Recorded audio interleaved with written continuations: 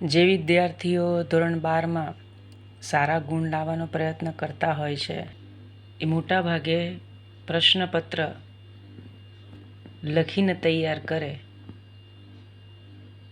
અને કરતા પણ હોય છે. એના માટે આ બીજું એક ક્વેશ્ચન પેપર છે. તમને બાજુમાં દેખાશે ક્યાંક માર્ચ 2024-23માં પૂછાયેલા આ પ્રશ્નો છે. તો પહેલાં મેં જેમ કહ્યું એમ પાછળ તમને જવાબો મળી જશે, પણ એનો મતલબ એવો નથી કે ડાયરેક્ટ આપણે આન્સર તરફ જઈએ. પણ નિયરેસ્ટ મિનિંગ હોય કે ટ્રુ ફોલ્સ હોય કે MCQ, જાતે સોલ્વ કરવાનો થોડો પ્રયત્ન કરો. એવું હોય તો વિડીયોને પોઝ કરીને તમારે જોઈ લેવાનું કે શું પૂછવા માંગે છે. પણ આ બધા IMP છે. એક પણ પ્રશ્ન એવો નથી કે જેને તમે સ્કીપ કરી શકો. અને હા, તમારા જે તે શિક્ષકો એની પાસેથી તમારે ચર્ચા વિચારણા તો કરી જ લેવાની. તમને ડાઉટ લાગે કે આની અંદર જે આન્સર આપ્યા છે, પાછું કેવું કે આ લોકો ખૂબ મહેનત કરતા હોય છે પ્રાઇવેટ બુક્સવાળા, પણ એ લોકો જે સોલ્યુશન આપે જરૂરી નથી એ ભગવાન નથી કે બધા સાચા જ હોય. ઘણી વખત પ્રિન્ટિંગ મિસ્ટેકના કારણે પણ આપણને જવાબમાં ડાઉટ હોય તો તમારે જે તે શિક્ષક પાસે જ સલાહ સૂચન કરવાના. આ ફકરા તો બહુ જ પૂછાઈ ગયા હતા સેક્શન બીમાં, અને ટેક્સ્ચ્યુઅલ ક્વેશ્ચન આન્સર હોવા છતાં બાળકો નથી જ વાંચતા. ખબર નહીં કેમ એટલું બધું હવે ફેલાઈ ગયું છે કે હું કઈ રીતે શોર્ટકટ વાપરું અને મહેનત ના કરું છતાં પાસ થઈ જાઉં. કારણ કે જેટલા સારા અને જાગૃત વાલીઓ હોય એ પણ વારંવાર એમને માર્ક્સને લઈને કહેતા જ હોય, શિક્ષકો પણ એમને વારંવાર સૂચના આપતા હોય. અને હવેની જનરેશન બિલકુલ સહન કરે એવી જ નથી. આમ તો સહન શબ્દ પણ ના બોલાય, મહેનત કરવા તૈયાર નથી એવું કહી શકાય. પણ છતાં કેટલાક વિદ્યાર્થીઓનો આગ્રહ હતો કે અમને ક્વેશ્ચન પેપર જો આવી રીતે યુટ્યુબમાં અથવા તો કોઈ બીજા માધ્યમથી મળી જાય. તો કેટલીક સ્કૂલો એવી છે કે જેમાં હજી પણ શિક્ષકોની ઘટ છે અને પ્રોપર ગાઈડન્સ ના હોય તો કન્ફ્યુઝન ઊભું થાય છે. તો એવા પેપર્સ મૂકો, સાથે આન્સર્સ, તો અમે કમસે કમ પાસ થવા પૂરતું, કારણ કે વાલીઓ પણ વિદ્યાર્થી ઉપર નિર્ભર હોતા હોય છે. તો એ લોકો ટેન્શનમાં આવી ગયા હતા અને મને રિક્વેસ્ટ કરી. મેં કહું હા, જેટલા પેપર્સ ઇવન બહાર આ મળે જ છે, સોલ્યુશન સાથે મળતું હોય છે, પણ છતાં એમને કદાચ નહીં ખરીદવી હોય. એમાંય સેક્શન ડીમાં મોટાભાગે 52 અને 53નો પ્રશ્ન છોડી જ દેવાનો આગ્રહ રાખતા હોય છે, પણ સમજતા નથી કે હેઝ બીન સર્વિંગ છે તો પાછળ ટોટ આપ્યું છે તો શી હેઝ બીન ટીચિંગ જ આવે. પણ ખબર નહીં કેમ ક્યાંક ને ક્યાંક આપણે આળસ કરીએ છીએ. ડાયરેક્ટ ઇનડાયરેક્ટ પણ કેટલી સરસ રીતે અને સહેલામાં સહેલું એક્સક્લેમેટરી એક સેન્ટેન્સ છે, ક્વેશ્ચન માર્ક છે, ઓર્ડર છે, પોઝિટિવ રિપ્લાય છે. પણ ખેર, જો આપણે માર્ચ 2024માં પૂછાયેલો પ્રશ્ન છે, કમ્પ્લીટ ધ સેન્ટેન્સ. તો પહેલાં તો વિડીયોને પોઝ કરીને પ્રયત્ન કરો કે આનો જવાબ શું હોઈ શકે, અને ત્યારબાદ પ્રયત્ન કરવાનો કે આ જવાબ સાચો છે કે કેમ. હું વિચારું છું, અને જ્યાં તમને કન્ફ્યુઝન લાગે તો શિક્ષક પાસેથી માર્ગદર્શન લઈ લેવાનું. કમ્બાઈન પણ સરસ આપ્યો છે, એને પણ પ્રયત્ન કરવાનો કે હું સારી રીતે જોડી શકું. ખાલી જગ્યા, મોટાભાગે અહીંયા ખાલી જગ્યા ટેક્સ્ચ્યુઅલ પૂછતા હોય છે, પણ એ લોકોએ આ વખતે પ્રયત્ન એવો કર્યો કે જે કન્જક્શન્સ હોય છે એને અકોર્ડિંગ પૂછવાનો પ્રયત્ન કર્યો. આ છે ઇન્ફોર્મેશન ટ્રાન્સફર.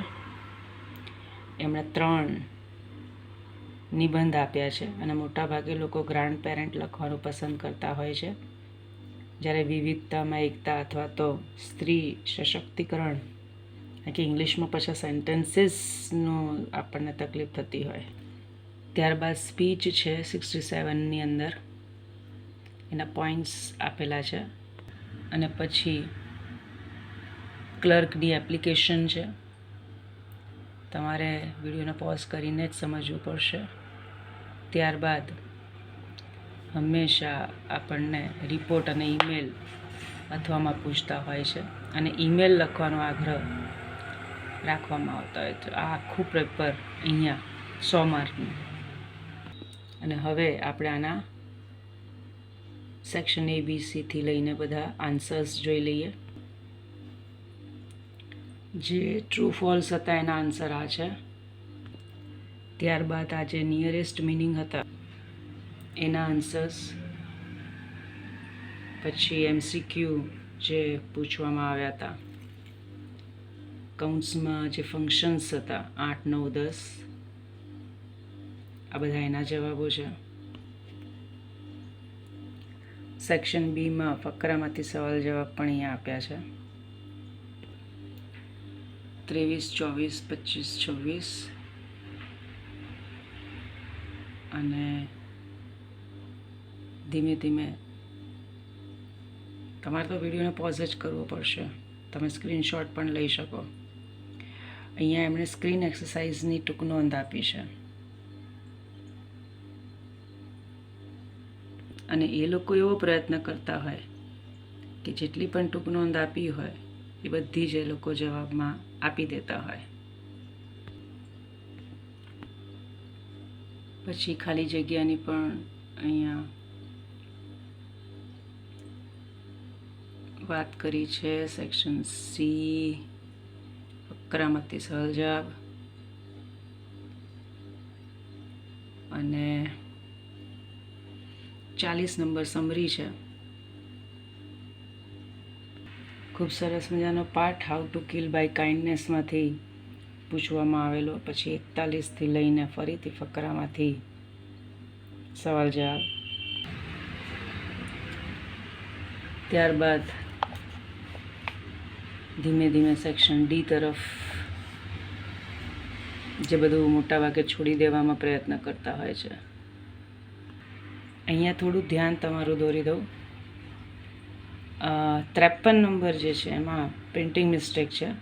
શિક્ષક સાથે તમે ચર્ચા કરી લેજો. 53 એક્ટિવ પેસિવ નથી, એને હેઝ બીન સર્વિંગ મૂક્યું છે. અને પ્રશ્ન તમે જોઈ લો 53માં તમારે શી હેઝ બીન ટીચિંગ અને બીજું જે છે શી હેઝ બીન ડ્રાઇવિંગ એ રીતે મૂકવું પડશે. છતાં શિક્ષક સાથે જ તમે ચર્ચા કરી લેજો. ત્યારબાદ ફરીથી MCQ આપી દીધા છે 55થી લઈને. ફરીથી કમ્બાઇન સેન્ટેન્સ અને પછી ખાલી જગ્યા. સેક્શન ઈ જે માર્ક્સવાળું હતું એ આપી દીધું છે કે કયા વિષયમાં કેને કેટલા માર્ક્સ. આ લોકો તો એની રીતે ગ્રાન્ડ પેરેન્ટ લખે, આપણે એવું નહીં કરવાનું. જો કેટલો નાનો નિબંધ આપ્યો છે, આટલો કોઈ દિવસ નિબંધ હોય 8 માર્કમાં, તો તમે તમારા દાદા દાદી નાના નાની વિશે લખી શકો. એમનું નામ, એમની પાસે હું આ ભણતો હતો, શીખતો હતો, રમતો હતો, વાર્તા સાંભળતો હતો, એમની પાસેથી હું આ આટલા સંસ્કાર. પણ પાછું એમ થાય ને કે આ બધું ગુજરાતીમાં તો ફાવે, ઇંગ્લિશમાં સેન્ટેન્સીસ એના માટે શિક્ષકની જરૂર પડે. એના માટે જ તમારે થોડી મહેનતની જરૂર પડે. એના માટે જ ડેડિકેશનની જરૂર પડે. ખાલી વિચારવાથી કશું ના થાય. રોજ એક પેરેગ્રાફ લખવો પડે અને ચેક કરાવો. હવે હું થોડી એપ્લિકેશન અલગ લખાવતી હોઉં છું. અહીંયા અલગ રીતે આપી છે, તમને જે રીતે અનુકૂળ હોય. અને એમાં ખાસ કરીને હું બાયોડેટા ઉપર વધારે એટેચમેન્ટ મૂકતી હોઉં છું, ભાર મૂકતી હોઉં છું. અહીંયા એમણે જે બાયોડેટા આપ્યો છે એના કરતાં મારો જે બાયોડેટા છે, તમે બીજા વિડીયો જોઈ લેજો, એ મોટો છે અને એના લીધે થોડાક આપણને માર્ક્સ થોડા સારા આવી શકે. એટલા માટે આ લોકોએ પોતાની રીતે લખ્યું છે, ખોટું નથી. દરેક જણાની પોતાની એક સિસ્ટમ હોય. પછી એમણે ઈમેલ આપ્યો છે કે ભાઈ અમે જે મોબાઈલ લીધેલો એમાં થોડી ડેમેજ છે એટલે રિપ્લેસ કરવા વિનંતી. ત્યારબાદ 68ની અંદર એમણે રિપોર્ટ લખીને આપ્યો છે. તો આ છે બધા આન્સર્સ. થોડી મહેનત વધારવા વિનંતી. All the best.